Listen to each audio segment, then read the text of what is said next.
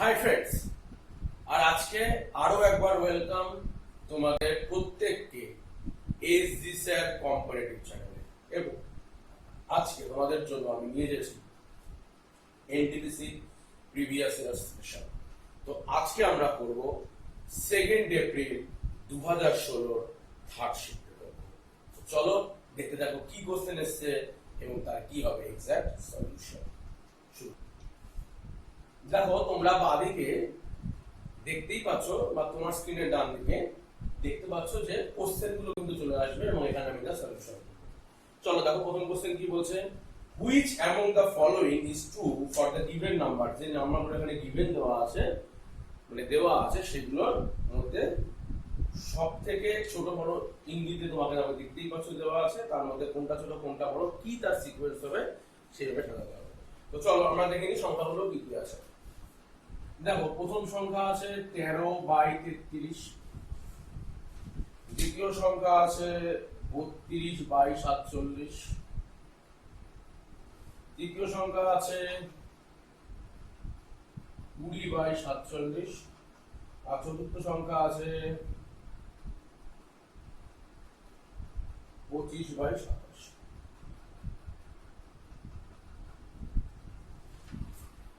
দেখো, এই হলো তোমাদের চারটে সংখ্যা এবং চারটে সংখ্যার মধ্যে ছোট বড় অর্ডারে দেওয়া আছে অপশন, আমি অপশন অনুযায়ী রাইট করব। ক্লিয়ার? তো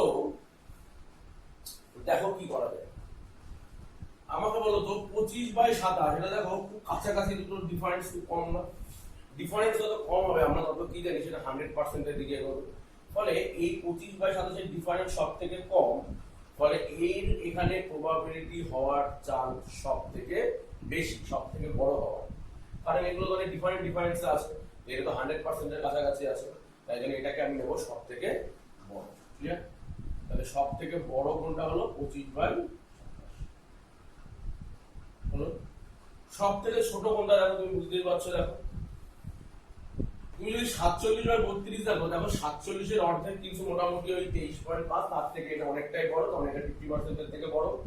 20/47, 47 এর অর্ধেক কত? 23.5, তার থেকে 20 অনেকটাই ছোট, এটা 50% এর ছোট, তাহলে দুটোর মধ্যে এটা বড়। ক্লিয়ার? 13/33, এটা মোটামুটি এখানে যদি 33 মোটামুটি 50% এর থেকে অনেকটাই ছোট এটা, তাহলে এইটার পরেই যে বড় সংখ্যাটা হচ্ছে সেটা কত হচ্ছে? 32/47। দেখো, আমাদের অপশন অনুযায়ী দেখো আমরা অপশন সি আর অপশন ডি তে আটকে গেছি, অপশন এ তে আর অপশন বি তে কিন্তু আমরা নেই, কারণ অপশন এ আর অপশন বি কোনোভাবেই পসিবল হচ্ছে না, কারণ আমাদের সিকোয়েন্স অনুযায়ী সেটা মানছে না। তাহলে অপশন সি আর অপশন ডি এর মধ্যে দেখো 13/33 আর 20/47 এর মধ্যে সমস্যা, এই দুটোর মধ্যে কে বড়? আমাদের 13/33 বড় না 20/47 বড়, বা কে ছোট? এটা বললে মোটামুটি আমাদের হয়ে যাবে। তো 20/47 কে এটাকে মোটামুটি তুমি একটু যদি দ্বিগুণ করে দিই, দ্বিগুণ করলে হচ্ছে 40/94। কেন দ্বিগুণ করছি বুঝবে। আর এটাকে যদি আমি 3 গুণ করে দিই তাহলে মোটামুটি 99/39। দেখো, এটাকে আমি দ্বিগুণ করলাম, এটাকে 3 গুণ করলাম, কেন করলাম? এই কাছাকাছি সংখ্যাগুলোকে আনার জন্য, নিজের সংখ্যাগুলোকে মোটামুটি কাছাকাছি আনার জন্য। তো তুমি আমাকে বলো, এখানে 94 এর মধ্যে 40 বড় না 99 এর মধ্যে 39 বড়? দেখেই তো বুঝতে পারছো, দেখো এইটা অনেক কম সংখ্যা, এখানে বেশি সংখ্যা, ফলে এদের গ্যাপটা অনেক ছোট। এইখানে থেকে গ্যাপটা অনেক বড়, ফলে এই সংখ্যাটা কি হবে? ছোট হয়ে যাবে। যত বেশি গ্যাপ হবে তত বেশি সংখ্যাটা ছোট হয়ে যাবে, যত কম গ্যাপ হবে তত সংখ্যাটা বড় হয়ে যাবে। ফলে এই দুটোর মধ্যে কে বড় কে ছোট? এটা ছোট, তারপরে এটা ছোট, তাই তো? তাহলে সব থেকে ছোট কত? 13/33, তার থেকে একটু বড় কে 20/47, তার থেকে বড় 32/47, তার থেকে বড় 25/27 হয়ে গেল। তাহলে এইভাবে আমরা করে ফেলবো আমাদের প্রথম। চলো যাই দ্বিতীয়। দেখো, আমি কিন্তু তোমাকে একেবারে সেই ডিটেইলস কনসেপ্টে বোঝাচ্ছি কিভাবে আমরা করতে হবে। তারপর দেখো বলছে ফাইন্ড দ্য এলসিএম অফ, মানে এলসিএম বার করতে দিয়েছে। কি কি বার করতে দিয়েছে দেখো, 25/7, 15/28, 20/21। তো এটাকে আমাকে দিয়েছে কি ফাইন্ড দ্য এলসিএম বার করতে দিয়েছে। তাহলে বলো ফ্র্যাকশনের এলসিএম কি করে বার করে আমাদের? ফ্র্যাকশনের এলসিএম বার করা হচ্ছে উপরের গুলোর এলসিএম বাই নিচের গুলোর এইচসিএফ। তাহলে বলো নিচের গুলোর এইচসিএফ করলে কি হচ্ছে 7 28 আর 21, মানে নিচের গুলোর গসাগু বার করব। বলো 7 28 আর 21 এর গসাগু করলে কত হচ্ছে 7। গসাগু মানে কি তিনটেতেই কমন যায় এই হবে, ক্লিয়ার। আর উপরের গুলোর লসাগু, তাহলে বলো 25 15 আর 20 এর মধ্যে লসাগু কত? তুমি বলতে পারো স্যার এটা তো 4 × 5, তুমি বলতে পারো স্যার এটা তো 3 × 5, স্যার এটা 5 × 5, কোনো সমস্যা নেই।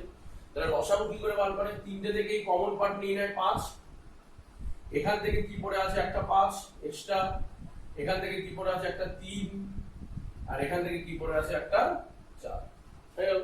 তাহলে আমার এলসিএম কত হলো 5 × 5 = 25, 3 × 25 = 75, 75 × 4 মানে 300, নিচে কত 7।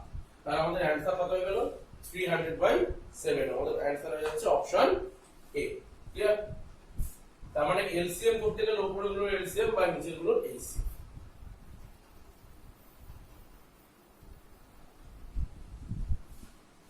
এরপরে 3 নম্বর বলছে X is 5 feet tall and he noticed that a cast of shadow that 3 feet long। তার মানে ধরো X বলছে এটা ধরো 5 ফিট লম্বা এবং তার যে ছায়া পড়েছে সেটা হলো 3 ফিট চওড়া একটা ছায়া পড়েছে, ক্লিয়ার। ভালো কথা, কাস্ট এ শ্যাডো মানে একটা শ্যাডো এটা তৈরি করেছে। He then measured that the shadow cast by his school building is 30 feet long। পরবর্তী ক্ষেত্রে সে দেখছে তার স্কুল বিল্ডিং দিয়ে যে ছায়াটা পড়ছে সেটা কিন্তু ছায়াটার দৈর্ঘ্য হচ্ছে 30 মিটার, ক্লিয়ার। আচ্ছা, how tall is the building? সেই বিল্ডিংটা কত লম্বা, মানে এই যে হাইটটা কত, এইগুলো আমার কোশ্চেন, তাই তো। তাহলে বলো 3 মিটার যখন ছায়া পড়ছে তখন তার হাইট কত হয়ে যাচ্ছে 5 মিটার। তো 3 এর জায়গায় যদি 30 মিটারের ছায়া পড়ে মানে ছায়াটা কত গুণ হয়ে গেল 10 গুণ ছায়া হয়ে গেল। ছায়া যদি 10 গুণ হতে চায় তাহলে এর যে দৈর্ঘ্যটা সেটাও 10 গুণ হতে হবে। তাহলে এর 10 গুণ মানে কি 5 এর 10 গুণ মানে কত 50। তাহলে এই যে ছায়ার দৈর্ঘ্য সেটা কত হবে, এই সরি বিল্ডিং এর দৈর্ঘ্য কত হবে 50, ক্লিয়ার। কারণ আমরা কি জানি একই অ্যাঙ্গেল থেকে যদি করে সব সময় এর রেশিও গুলো কিন্তু সেম হবে, ক্লিয়ার। চলো পরের কোশ্চেন। পরের কোশ্চেন কি বলছে দেখো, বলছে 3 চেয়ার এন্ড 2 টেবিল কস্ট ₹700। তাহলে 3টে চেয়ার আর 2টো টেবিলের কস্ট হচ্ছে 700, ক্লিয়ার। আর কি বলেছে 5 chair and 3 tables, 5 chair and 3 tables এর কস্টিং কত বলেছে? কস্টিং হচ্ছে 1100 টাকা। তো আমার কোশ্চেন কি একটা চেয়ার প্লাস 2টো টেবিলের কস্টিং কত? এই তো আমার কোশ্চেন। এটা ক্লিয়ার কি ক্লিয়ার? এটা ক্লিয়ার। তাহলে এইরকম আমরা কিভাবে করব? আমরা এইভাবেই করব যে যে কোনো একটা পার্ট থেকে আমি হয় চেয়ার বার করব অথবা টেবিল বার করব, তাই তো। তাহলে হয় টেবিলের সহগটাকে সেম করতে হবে, আদারওয়াইজ চেয়ারের সহগটাকে সেম করতে হবে, যে কোনো একটা করতে হবে, ক্লিয়ার। তাহলে আমি যদি চেয়ারের সহগটাকে সমান করি বা টেবিলটাকে সমান করি, যেটা কিছু করতে পারো, আমি যদি টেবিলটাকে সমান করি তাহলে এটাকে আমাকে গুণ করতে হবে টেবিল এই পরের টেবিলের আগের সহগটা দিয়ে। আর এইদিকে যদি আমি চেয়ার সমান এইদিকে টেবিল যদি সহগ মানে সেম করতে হয় তাহলে আগের যে উপরের যে টেবিলের যে সহগটা আছে সেটাকে দিয়ে গুণ করতে হবে। করলাম গুণ, গুণ করলে দেখো এখানে কি হচ্ছে, দেখো 3 × 3 = 9c, ক্লিয়ার। এই 3 দিয়ে এখানে গুণ করলে কি হয়ে যাচ্ছে 60, ক্লিয়ার। আর এখানে 3 দিয়ে এই 7 কে গুণ করে ফেললে কি হয়ে যাচ্ছে 3 × 7 = 2100, মানে 2100। আবার 2 দিয়ে যদি এগুলোকে গুণ করে ফেলি, দেখো 11 কে 2 দিয়ে গুণ করে ফেললে কি হয়ে যাচ্ছে 2200। 2 দিয়ে যদি 3 কে গুণ করে ফেলি তাহলে কত 6, আর 2 দিয়ে যদি 5 কে গুণ করে ফেলি দেখো কত হয়ে যাচ্ছে 10, ক্লিয়ার। এবার এই দুটো ইকুয়েশনকে যদি আমি বিয়োগ দিই দেখো 60 60 কি হয়ে যাচ্ছে, কেটে যাচ্ছে। 10 থেকে 9টা চেয়ার বাদ দিয়ে একটা চেয়ার পড়ে থাকছে, মানে একটা চেয়ার বেরিয়ে গেল। একটা চেয়ারের দাম কত? 2200 থেকে 2100 টাকা বাদ দিয়ে 100 টাকা। তার মানে একটা চেয়ারের দাম আমি কত পেয়ে গেলাম? 100 টাকা। একটা চেয়ারের দাম যদি 100 হয় তাহলে আমার টেবিলটা বার করতে পারবো। বলো একটা চেয়ারের দাম 100, তাহলে এখানে কটা চেয়ার আছে আমার? 9টা চেয়ার। 9টা চেয়ারের দাম কত? স্যার বলবেন 900 টাকা। এখানে আমার কটা আছে? 6খানা টেবিল আছে, টোটাল দাম কত? 2100 টাকা। তাহলে এই 900 টাকা যদি আমি এদিকে নিয়ে আসি, তাহলে দেখো কি হলো, 6টা টেবিলের দাম 1500 টাকা, তাই তো? 6খানা টেবিলের দাম 1500 টাকা, তাহলে একটা টেবিলের দাম কত? 1500 বাই 6, মানে 250 টাকা। তাহলে একটা টেবিলের দাম হচ্ছে 250 টাকা, একটা চেয়ারের দাম হচ্ছে 100 টাকা।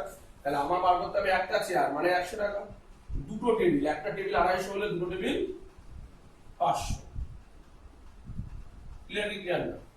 তাহলে টোটাল কত টাকা খরচা হচ্ছে? 500 আর 1 600 টাকা। ক্লিয়ার?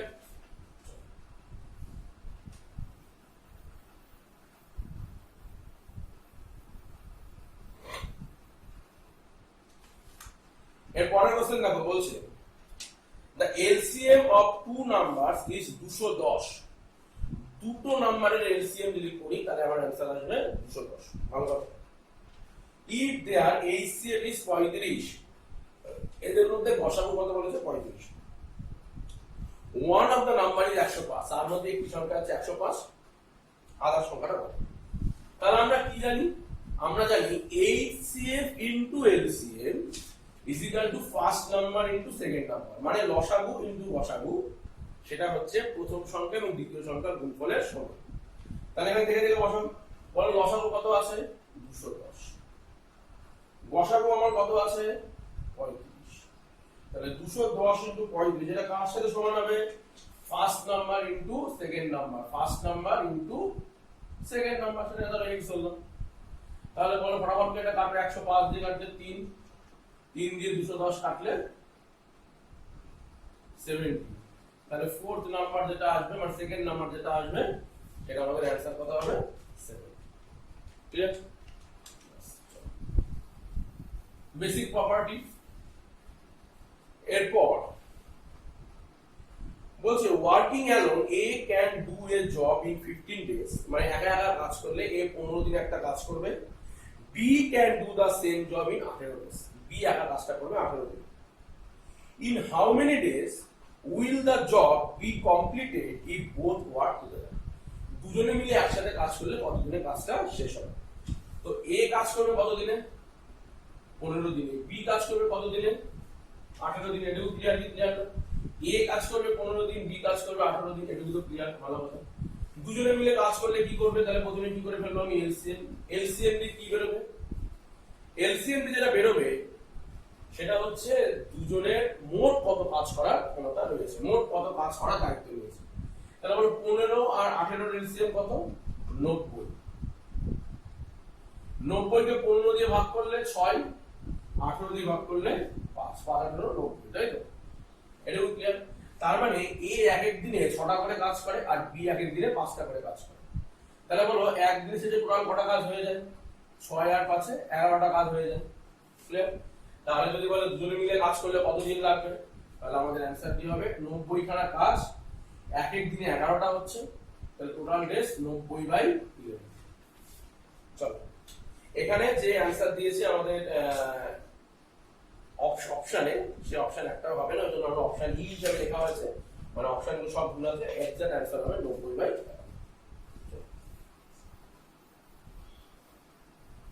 পরের কোশ্চেন দেখো,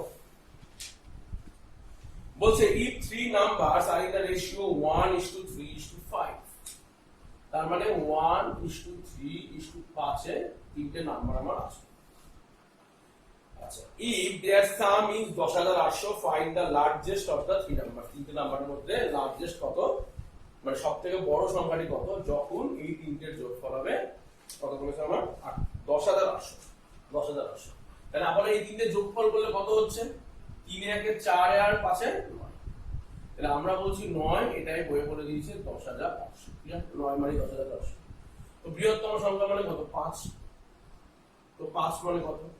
তো কাটাকুটি করো, 10,800 ইনটু এইদিকে ক্রস গুণ 5 ডিভাইডেড বাই 9। এটা ক্লিয়ার না? তাহলে বলো কাটাকুটি করলে এটা কি? যদি দেখি বুঝতে পারছো, 9 দিয়ে এটা যাবে 1200, 5 1200, 5 12 60 আর 206। তাহলে হাইয়েস্ট সংখ্যাটা কত হবে? 6000। ক্লিয়ার? পরের কোশ্চেন, খুব সহজ কোশ্চেন, খুব সহজ কোশ্চেন এসেছে। এনটিপিসি তে কোনোদিনই কঠিন কোশ্চেন আসেও না, খুব সহজ এবং বেসিক লেভেলের কোশ্চেন আসে। বলছে a positive number exceeds its positive square root by 30, মানে একটা সংখ্যা তার বর্গমূল, মানে ধরো কোনো একটা সংখ্যাকে নিলাম, মানে পাতি বাংলায় কথা বললে হবে যে কোনো একটা সংখ্যা, ধরো তুমি ধরো 5 ধরো একটা সংখ্যা নিলাম, তো এর স্কয়ার করলে কত হবে? 25। ঠিক আছে, তো এদের যে ডিফারেন্স, এই ডিফারেন্সটা কত বলেছে? এক্সিড করছে কত? 30। মানে এরকম একটা সংখ্যা, তো এটা তো 30 হচ্ছে না, মানে 5 তো হতে পারে না। তো মানে মেইন বিষয়টা বলেছে হচ্ছে একটা সংখ্যা আর তার স্কয়ার, এদের যে দুটো বিয়োগফল হবে সেটা হবে 30। 30 তো হচ্ছে না, আমাকে বলেছে নাম্বারটা। তো স্কয়ার বলেনি এখানে, স্কয়ার রুট বলেছে, মানে 25 যদি নাম্বার হয় তার স্কয়ার রুট করলে 5, দুটো ডিফারেন্স হচ্ছে 20। এরকম একটা বার করতে হবে। তো দেখো আমাদের যে অপশন আছে, অপশনগুলো ডিপলি দেখাও। 16 তো প্রথমত অপশন হতেই পারে না, প্রথম অপশন 16 দেখেই বাদ দিয়ে দেবো। তার কারণ কি? 16 রুট করলে 4, এদের ডিফারেন্স কোনোদিন 20 হতেই পারে না। 16 পর কি আসছে? অপশন 36। 36 যদি সংখ্যা হয়, 36 এর রুট করলে কত হচ্ছে? 6, এবং এদের যে ডিফারেন্স সেটা করলে কত হচ্ছে? 30। তার মানে এটা ঠিকই আছে, তাহলে এই অপশন অনুযায়ী 36 রাইট। তাহলে এই সংখ্যাটা কত হবে? 36। Clear?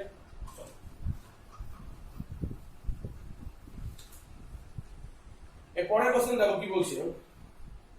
A car travels at the speed of 50 kilometre per hour for the first half, মানে প্রথম হাফে সে 50 কিলোমিটার পার আওয়ার করে এগিয়ে গেছে। At the speed of 60 kilometre per hour for the second half of the journey, এবং দ্বিতীয় half মানে same half, প্রথম অর্ধেক গেছে 50 কিলোমিটার পার আওয়ার, বাকি অর্ধেক গেছে 60 কিলোমিটার পার আওয়ার। বলো what is the average speed of the car for the entire journey, entire জার্নির এভারেজ স্পিড। তো এভারেজ স্পিড পার করতে হলে কি করব? 2 into 50 into 60 divided by 50 plus 60। এটা তো আমরা করতে জানি। এভারেজ কি করে বার করে? এভারেজ স্পিড বার করে কি করে? এভারেজ স্পিড বার করতে গেলে কি করতে হবে? 2xy by x plus y, একটা ফর্মুলা আমাদের লাগবে, না সেই একটাই ফর্মুলা, আর কোনো ফর্মুলা আমাদের লাগবে না। এর ফর্মুলা ছাড়াও করা যায়, কোনো সমস্যা নেই। তাহলে কত হলো? 2 ইনটু 50 বাই 60 ইনটু 110। তো দেখো এর যে অ্যানসারটা হবে সেটা কিন্তু সব সময় 55 থেকে কম হবে, মানে এদের যে এভারেজ হয় 50 এর 60, তার যে এভারেজ হয় কত? 55, তার থেকে সব সময় এটা কম এভারেজ দেবে। দেখো সেই রকম অপশন আমাদের দুটো আছে, একটা হলো 54.54 আর একটা 50.5। তো 50 থেকে শুরু করে কোনোদিন 50.5 আর এদিকে 60, এত হিউজ ডিফারেন্স কিন্তু কোনোদিন হবে না। ফলে কাটাকুটি করলে এই একটা অপশনই পড়ে আছে 54.54, এটা হতে পারে, মানে বাকিগুলো হতে পারে না। প্রথম অপশন তুমি চেক করবে কি করে? কোশ্চেন দেখে তুমি চলে আসবে যে মিনিমাম এর অ্যানসারটা যেটা কাছাকাছি হবে সেটা হচ্ছে দুটো হাফ, মানে দুটো 50 অর্ধেক করবো 55, তার কাছাকাছি এবং আগে কিছু একটা কাছাকাছি মান থাকবে, আগে থাকবে কাছাকাছি। তো 55 কাছাকাছি তার আগে এরকম একটা মানই আমাদের অপশনে সেটা পড়ে রয়েছে, সেটা হলো কত নম্বর? 54.54, আর কোনো কিছু অপশনে আমার পড়ে নেই। ক্লিয়ার?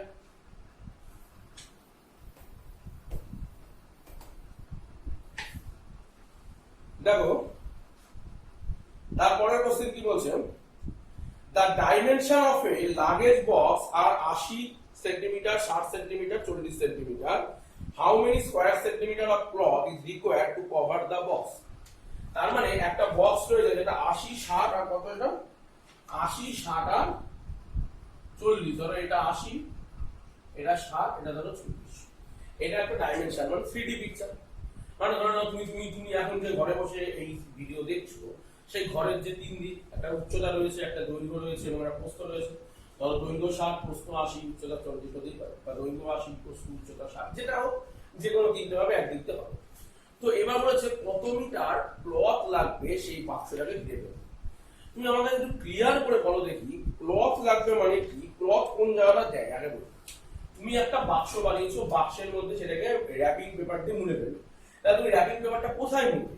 বাক্সের ভেতরে মুড়বে না বাক্সের বাইরে গায়ে মুড়বে? তোমার অ্যান্সার হবে অবশ্যই বাক্সের গায়ে র্যাপিং পেপার মুড়বো, কেউ ভেতরে র্যাপিং পেপার মুড়ে দেয় না। তাই জন্য আমরা কি করবো, জাস্ট বাইরের ক্ষেত্রফল বার করবো। আমি কোথায় র্যাপিং পেপারটা মারছি? বাইরের ক্ষেত্রফল মারছি। বাইরের ক্ষেত্রফল মানে কি আলটিমেটলি 6টা দেওয়ালের ক্ষেত্রফল। ক্লিয়ার? তো বলো, এই দেখো আমি একটু 3D পিকচার তোমাদের সামনে আঁকার চেষ্টা করছি।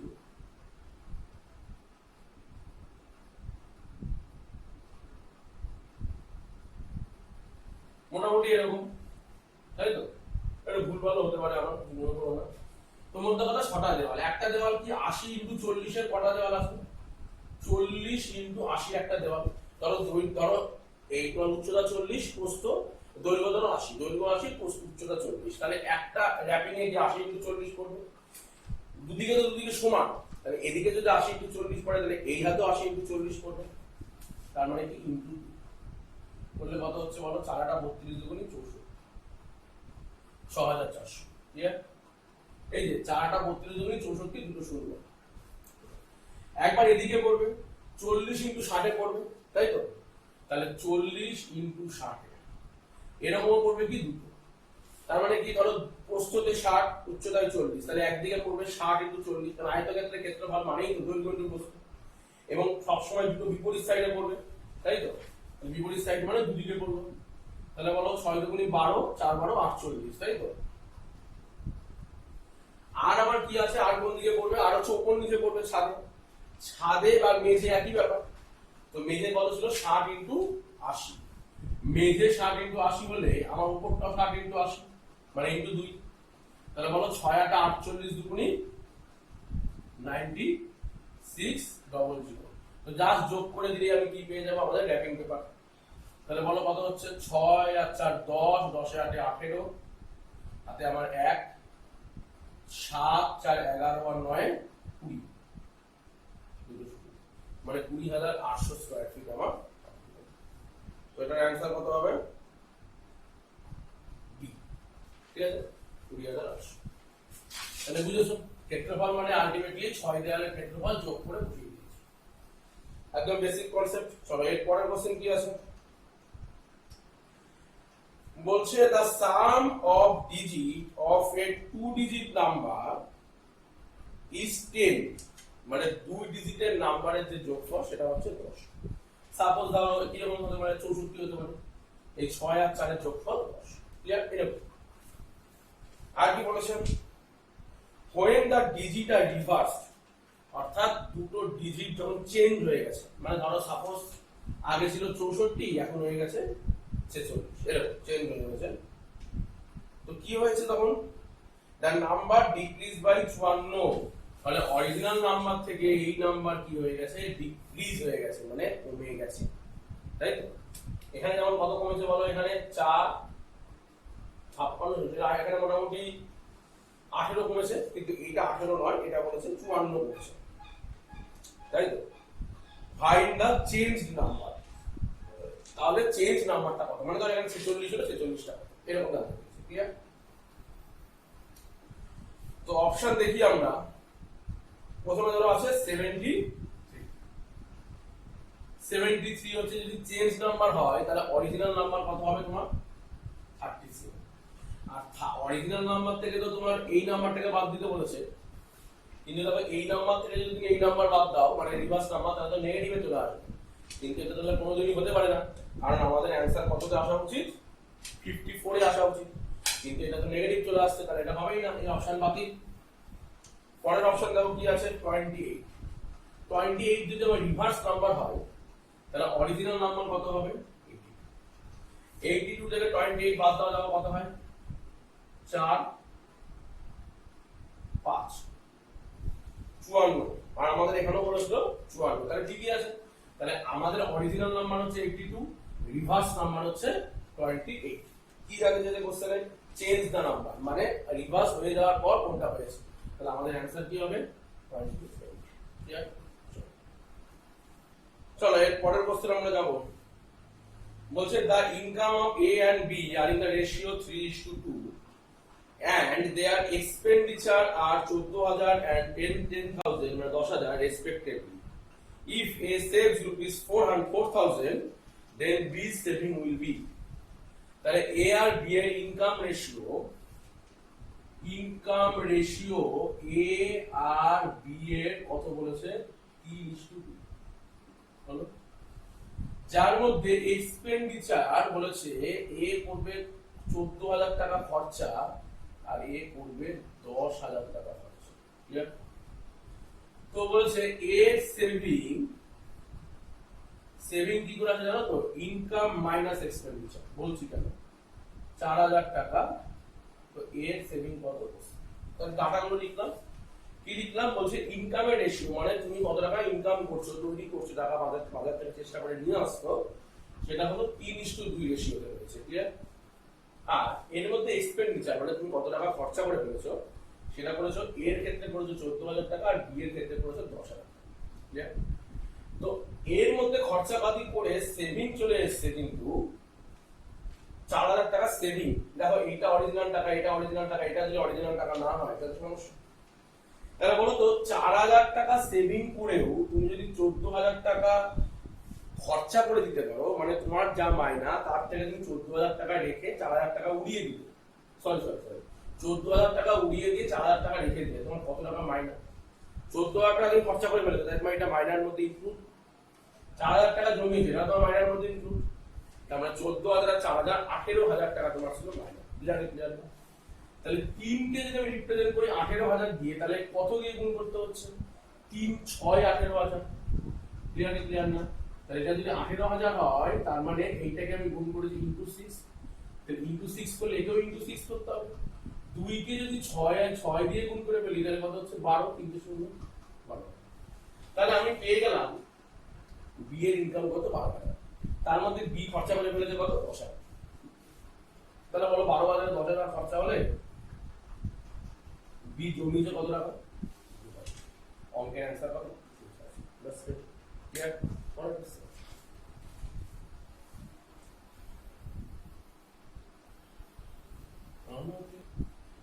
বলছে সিম্পলিফাই করতে, বলছে সিম্পলিফাই মানে জাস্ট সিম্পলিফাই। কি লিখতে হবে? সিম্পলিফাই সংখ্যাটা লিখে নিই, 2/9 প্লাস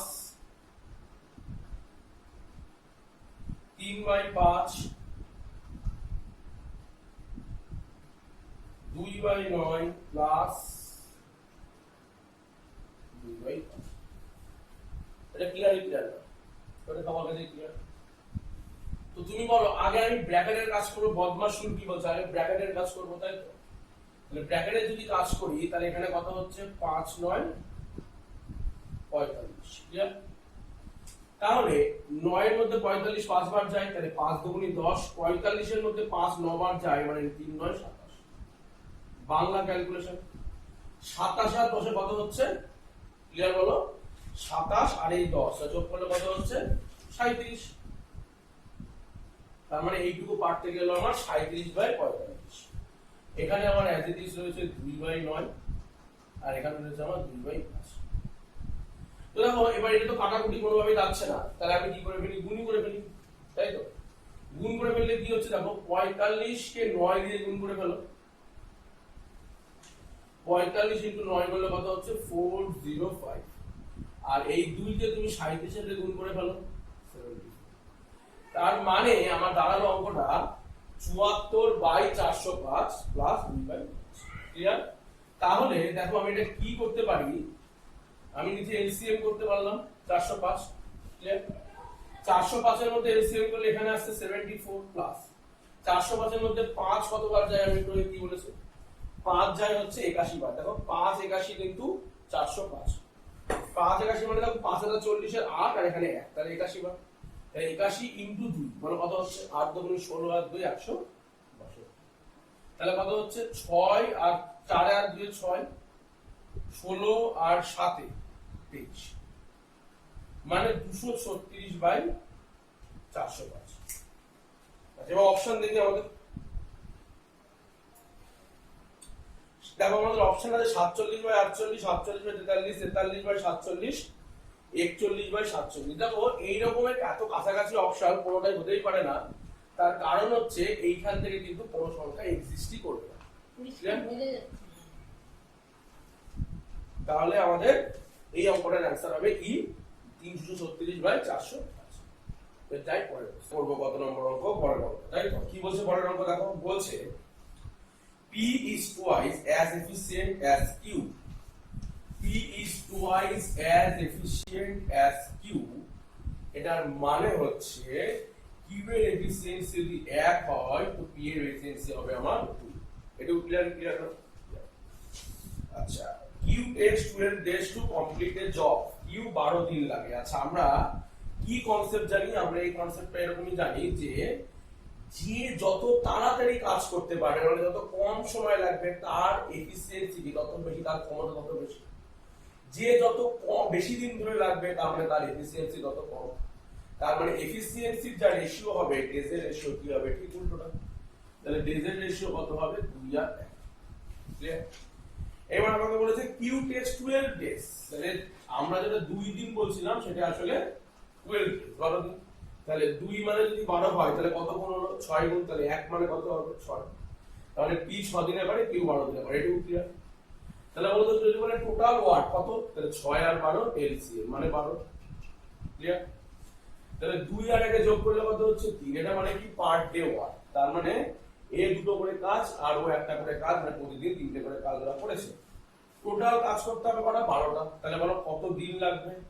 তাহলে এক এক দিনে কাজ হচ্ছে 3টে করে, 12টা কাজ করতে হবে, মানে 3 × 12, তাই তো? ডিভাইডেড বাই, তাহলে আমাদের রিকোয়ার্ড ডেজ কত? 4। Clear? What is the median of the following list of number? তো কি কি নাম্বার গুলো আছে লিখে ফেলি। 5, 3, 6, 9, 11, 19 আর বলেছে এর মিডিয়ান কত। তো মিডিয়ান আমরা সবাই বার করতে পারি, কারণ মিডিয়ান বার করা খুব ইজি কাজগুলোর মধ্যে একটা। তো আমরা কি করব? আমরা সবগুলোর আগে ছোট থেকে বড়তে সাজিয়ে দেব। তো নাও প্রথমে 1, তারপর 3, তারপর 5, তারপর 6, তারপর 9, তারপর 11, তারপর। তাহলে মিডিয়ান বার করতে গেলে কি করতে হবে? প্রথমে ছোট থেকে বড়তে সাজিয়ে দিতে হবে। গেল? সেকেন্ড কাজ, মিডিয়ান মানে middle number. Median middle number. তাহলে বলো 7টা সংখ্যা আছে, 1, 2, 3, 4, 5, 6, 7। তাহলে বলো মিডিল নাম্বার কোনটা? 6। তাই তো?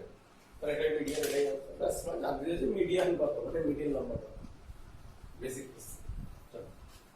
বলছে A sold a toy to B at a profit of 15%। A B কে টাকাটা 15% প্রফিট একটা জিনিস বিক্রি করেছে। মানে এ যদি 100 টাকায় কেনে তো বি কে বিক্রি করেছে 115 টাকায়। ক্লিয়ার? আচ্ছা, letter on B sold it back to A at a profit of 20%। এ আবার কি করেছে? 20% দিয়ে আবার এ কে বেচে দিয়েছে। তাহলে বলো 115 20% কত? 23। তাই তো? তোমরা একবারে বুঝতে পেরেছো? যারা বোঝোনি আবার একটু বলি। 10% মানে কত? একটা পয়েন্ট শুধু সামনে, তাহলে 11.5 হলো 10%। 20% মানে কি? এর দ্বিগুণ, মানে 11.5 এর দ্বিগুণ। তো 11.5 এর দ্বিগুণ কত হয় বলো? 23। ক্লিয়ার? তাহলে 23 টাকা লাভেও বিক্রি করে দিয়েছে। ক্লিয়ার? বলেছে দেয়ারফর গেইনিং বাই 552। মানে আমরা যেটা বলছিলাম 23 টাকা লাভে বিক্রি করেছে, বই বলেছে 552 টাকা লাভে বিক্রি করেছে। তাহলে 23 মানে 552। How much did A pay for the toy original? A original ভাবে কত টাকা পেমেন্ট করেছে? তো এ কত টাকা পেমেন্ট করেছে? 100। তাহলে বলো 23 মানে যদি 552 হয় তাহলে 100 মানে কত? কি করব? 552 ইনটু 100/। তোমরা নিজেরা কাটাকুটি করতে পারো বা আমার আশায় যদি বসে থাকো তাহলে দেখো 23 দুগুণী 46। দেখো 200 না 2000 আশেপাশে কি অ্যান্সার আছে? সবই 2000 আশেপাশে আছে নাকি? তার 23 দুগুণী কত হলো? 46। 46 আর ওখানে 9 92। তার মানে 23 তারে 92। তাহলে 24 ইনটু 2 16। তাহলে আমাদের রিকোয়ার্ড অ্যান্সার কি হলো? 2400। 24। Clear? A wire when bent in the form of a square enclose the area 484 square centimetre. তার মানে এরকম একটা জিনিস যেটা 484 স্কয়ার সেন্টিমিটার রেখেছে একটা বড় ক্ষেত্রের area. Clear? If the same wire is bent in the form of circle, মানে এটাকেই চেঞ্জ করে দেওয়া হলো কিছু একটা সার্কেলে, then what is the area enclosed by it? এটা দ্বারা এনক্লোজ করলে কত এরিয়া হবে? দেখো আমি একদম এক্সাম অ্যাপ্রোচ তোমাকে বলছি, ঠিক আছে? তুমি একটু অপশন গুলো নিয়ে একটু খেলা করো। অপশন কি আছে বলো? 264, 616, 488, 492। তুমি দেখো অপশন গুলো যেহেতু দিয়েছে, আমরা অপশন কাদের আগে অঙ্কটা করতে পারি। আমি ডিটেইলস মেথডে বলছি, তার আগে দেখে নাও অপশন চেক করে কি করে করা যায়।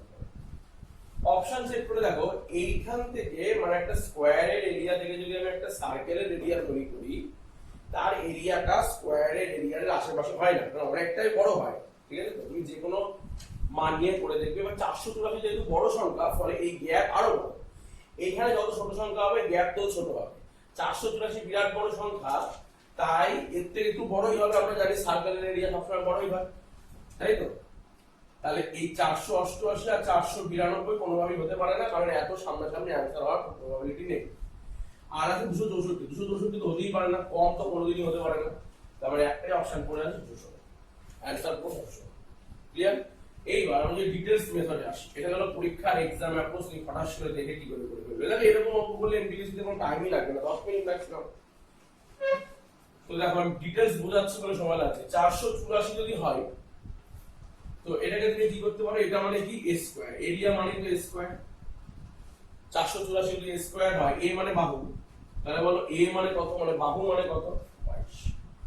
রাইট? a স্কয়ার মানে 484, তো কার স্কয়ার করলে 484 আসে? 22 স্কয়ার। তাহলে বললাম 22। তাহলে বলো তো এখান থেকে এটাকে ফর্ম করেছে এখানে, তাহলে কি চেঞ্জ করেছে? 2D ফিগারে সবসময় মনে রাখবে, যে কোনো 2D ফিগারে একটা ফর্ম থেকে আরেকটা ফর্ম তৈরি করতে গেলে সবসময় পেরিমিটারের উপর কাজ হবে, 3D ফিগারে ভলিউমের উপর কাজ হবে। ক্লিয়ার? তাহলে এর পেরিমিটার কত? এটা 82, এটা 82, সরি এটা 22, এটা 22, এটা 22, এটা 22। তাহলে টোটাল পেরিমিটার হচ্ছে 88। ক্লিয়ার? এর পেরিমিটার এর পেরিমিটার তো সমানই হবে, কারণ এইটা থেকে কেটে তো এখানে বসানো হয়েছে। তাহলে এর ফর্মুলা কি? পেরিমিটার বার করা 2 পাই r, তাই তো? তাহলে এখান থেকে বলো r এর মান কত চলে আসছে? 88/2, পাই মানে কি? 22/7। ক্লিয়ার? তাহলে 4 এ 22 44, 2 14, কাটাকুটি নিজে করবে বাড়িতে 14। r এর মান পেয়ে গেল 14। তাহলে এরিয়া মানে কি? পাই r স্কয়ার। পাই মানে কি? 22/7। r স্কয়ার মানে কি? 14 * 14।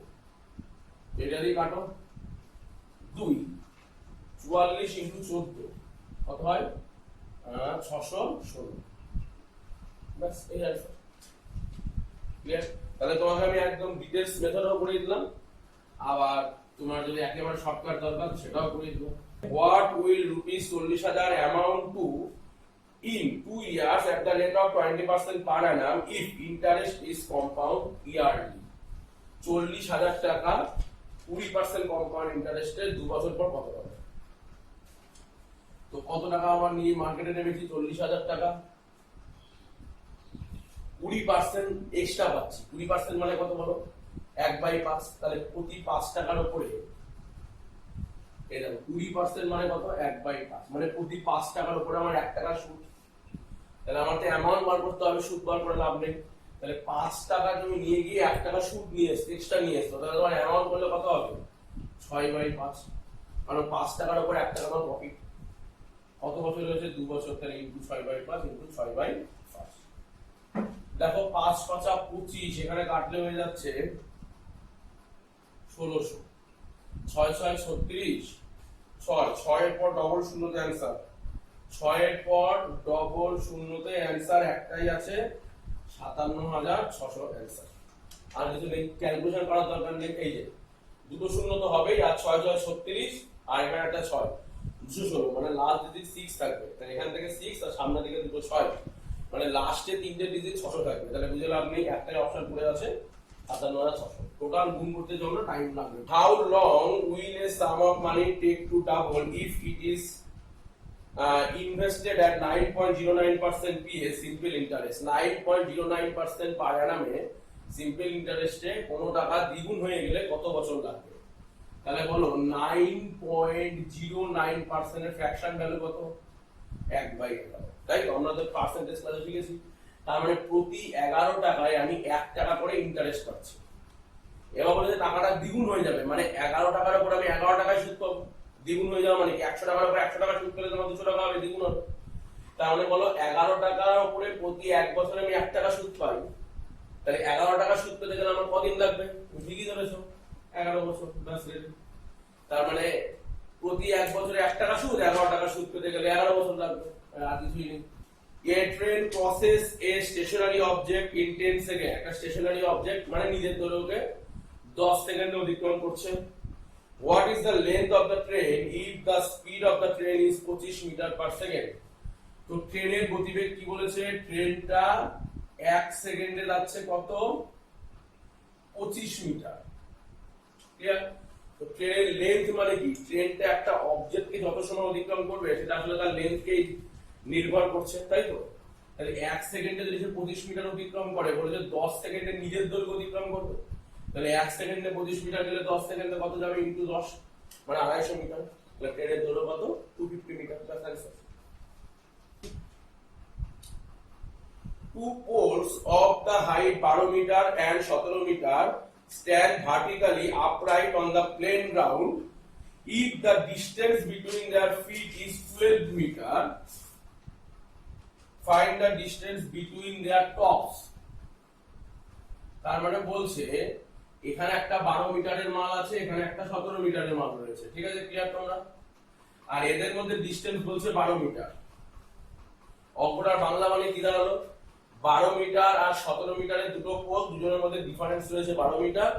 বলেছে তাদের টপের ডিফারেন্স কত? এই যে টপটার ডিফারেন্স কত? ক্লিয়ার? ব্যাস। তাহলে দেখো এই আমি দাগটা টেনে দিলাম। তাহলে দেখো এইটা 12 হলে বলো তো এটাও কত হবে? 12। ঠিকই ধরেছো। কেন স্যার? তার কারণ এখানে একটা আয়তক্ষেত্র ফর্ম করে যাচ্ছে। এটা যদি 12 হয় তাহলে এটাও কত হবে স্যার? 12। বলো এই টোটালটা 17, তার মধ্যে এখান থেকে এটুকু হচ্ছে 12, তাহলে বলো এখান থেকে এটুকু কত যাবে? তুমি বলবে 17 মাইনাস 12, তাহলে 5।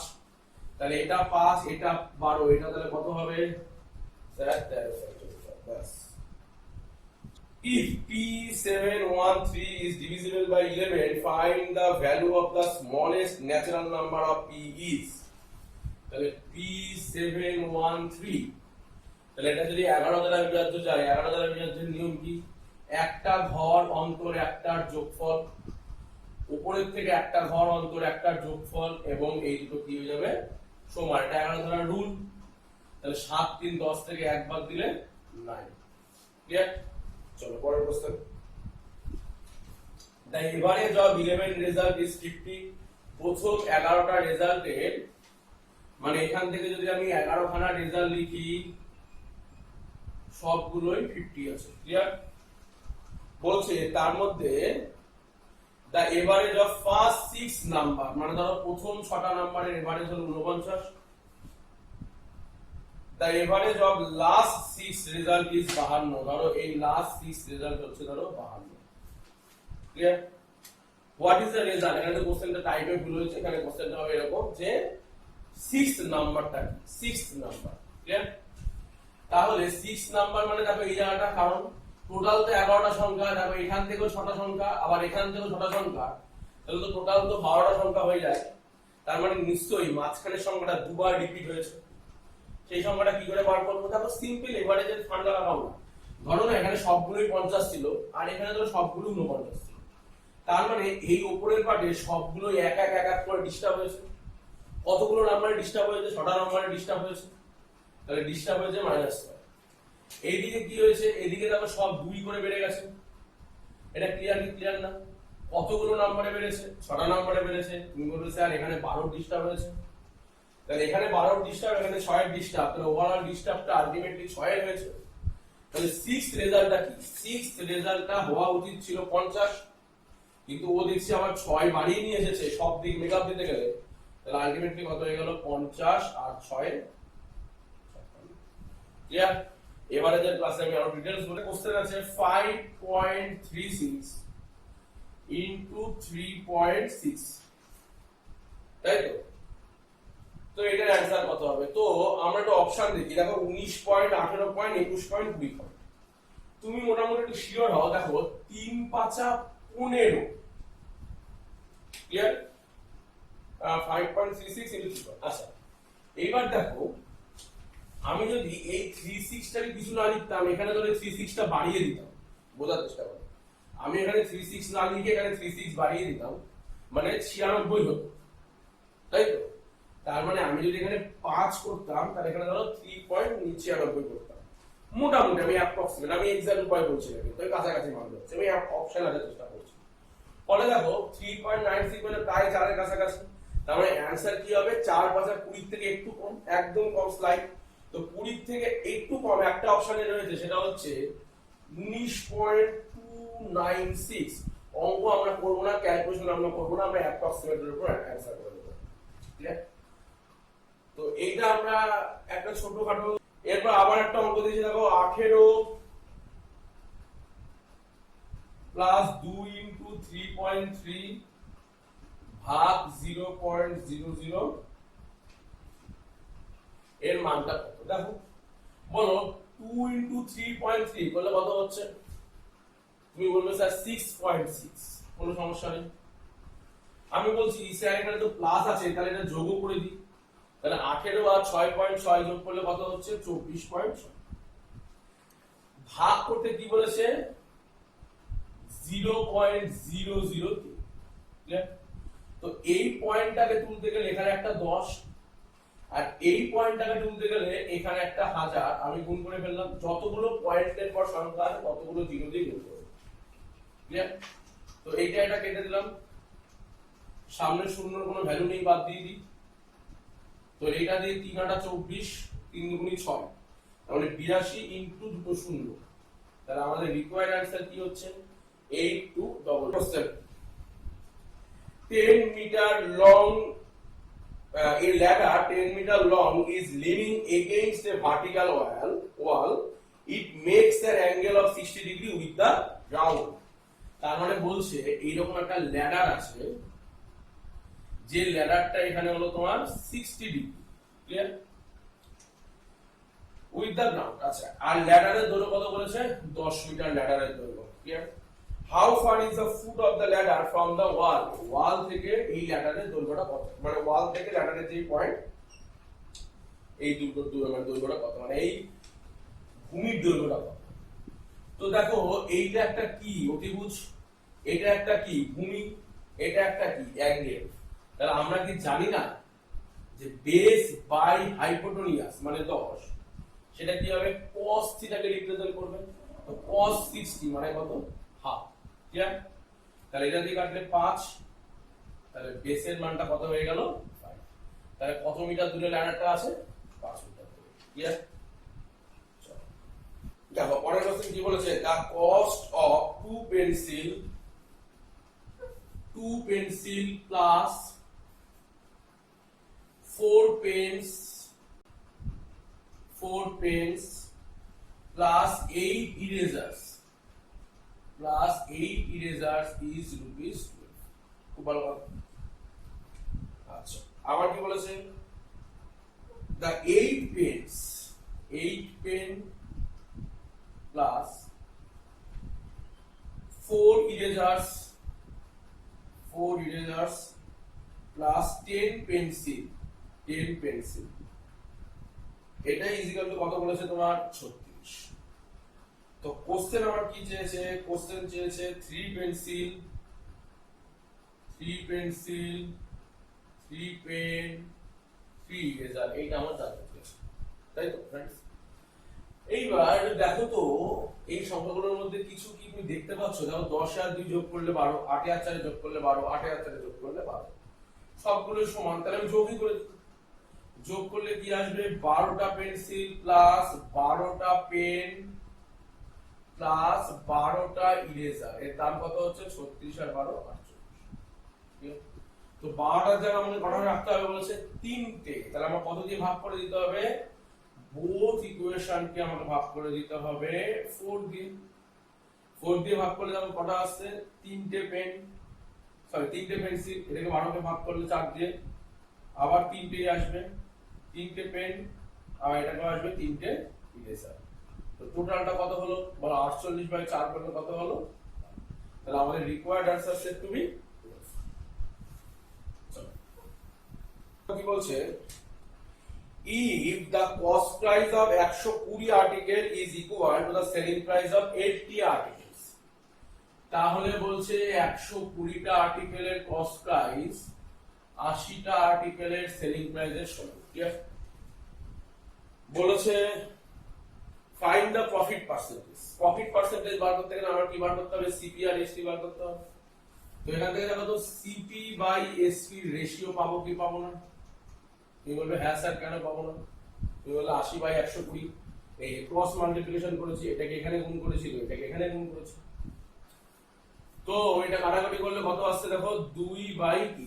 তার মানে একটা জিনিসের দাম যদি তোমার 2 টাকা হয়, তাহলে ওই জিনিসটা তুমি বিক্রি করেছো কত টাকায়, 3 টাকায়। 2 টাকায় কিনে 3 টাকায় বেচে দিলে, তারপর তোমার কোশ্চেন কি আছে, ফাইন্ড দ্য প্রফিট পার্সেন্টেজ। বলো 2 টাকায় একটা মাল কিনেছো, 3 টাকায় মালটা বেচে দিয়েছো, তাহলে প্রফিট করলে কত টাকা, তুমি বলবে স্যার আমি অবশ্যই এখানে 1 টাকা প্রফিট করেছি, তাই তো। এবার তোমার যদি বলে find the profit percentage, profit percentage মানে কি 1 টাকা প্রফিট কত টাকার উপর, 2 টাকার উপর, তাহলে 1/2, পার্সেন্টেজ মানে কি ইনটু 100%, মানে 50%। Clear? What is the mood of the following list of number? এর মধ্যে মিন মিডিয়ান মোড যেটা পড়েছি, তার মধ্যে মোড কত হবে, 2 4 5 6 5 4 3 7, তাই তো। মুড মানে কি, মুড মানে আগে তোমাকে সাজা, মিড মিডিয়ান মুড যাই বার করো আগে তুমি সিকোয়েন্স অনুযায়ী সাজিয়ে দাও, ছোট থেকে বলো। তো সবচেয়ে ছোট কোনটা, 2, 2 এর পর কি আছে 3, 3 এর পর কি আছে 4, 4 এর পর দুটো 5, ও দুটো 4ও আছে, দুটো 4 আবার দুটো 5, 6 আছে, 7 আছে, তাই তো। এই তো সংখ্যা আমার। তো আমার কোশ্চেন হচ্ছে mood of the following test, এর মধ্যে আমার যে মুড সেটা কত হবে। তো মুড মানেটাই কিন্তু দেখেই বুঝতে পারছো। তো মিন মানে আমি শিখিয়ে দিয়েছিলাম, মিন মানে কি মিডিল সংখ্যা। তো যদি বলতো মিডিয়ান, সরি মিডিয়ান বলতো, তাহলে তো আমি খুব সহজেই বার করতে পারতাম। আচ্ছা যদি মুডও বলে, মিন মিডিয়ান মোড, মোড মানে মোস্ট, সবথেকে বেশি কোনটা আছে, তো দেখো 4ও আছে দুটো, 5ও আছে দুটো, কিন্তু এই ক্ষেত্রে আমরা অ্যান্সার কি দেবো, অবশ্যই 5। বড় সংখ্যা আবার যেটা আছে সেটাকে এই দুটোর মধ্যে প্রেফার করতে পারবো, যদি একই রকম সংখ্যা, তো 5 হলো আমাদের অ্যান্সার। তাহলে আমি মিন মিডিয়ান মোডের উপর একটা ভিডিও অলরেডি ইউটিউবে করে রেখেছি, তোমরা সার্চ করে দেখে নিতে পারো।